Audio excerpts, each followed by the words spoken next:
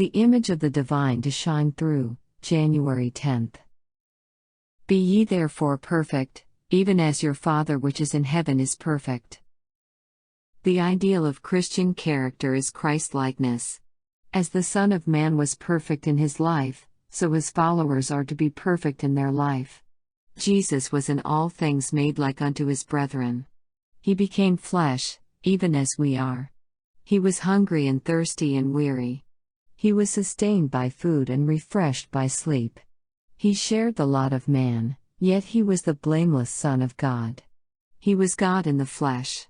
His character is to be ours. Christ is the ladder that Jacob saw, the base resting on the earth, and the topmost round reaching to the gate of heaven, to the very threshold of glory. If that ladder had failed by a single step of reaching the earth, we should have been lost. But Christ reaches us where we are. He took our nature and overcame, that we through taking his nature might overcome. Made in the likeness of sinful flesh, he lived a sinless life. Now by his divinity he lays hold upon the throne of heaven, while by his humanity he reaches us. He bids us by faith in him attain to the glory of the character of God. Therefore are we to be perfect, even as our Father which is in heaven is perfect.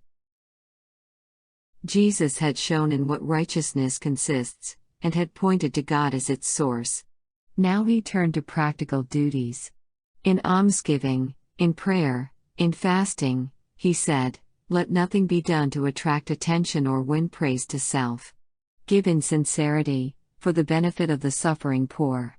In prayer, let the soul commune with God. In fasting, go not with the head bowed down, and heart filled with thoughts of self. It is he who yields himself most unreservedly to God that will render him the most acceptable service. For through fellowship with God men become workers together with him in presenting his character and humanity."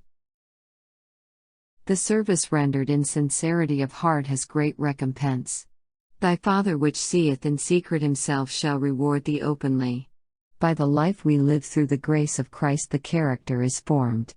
The original loveliness begins to be restored to the soul. The attributes of the character of Christ are imparted, and the image of the divine begins to shine forth. The faces of men and women who walk and work with God express the peace of heaven.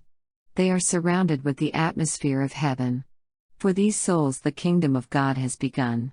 They have Christ's joy, the joy of being a blessing to humanity. They have the honor of being accepted for the Master's use. They are trusted to do his work in his name.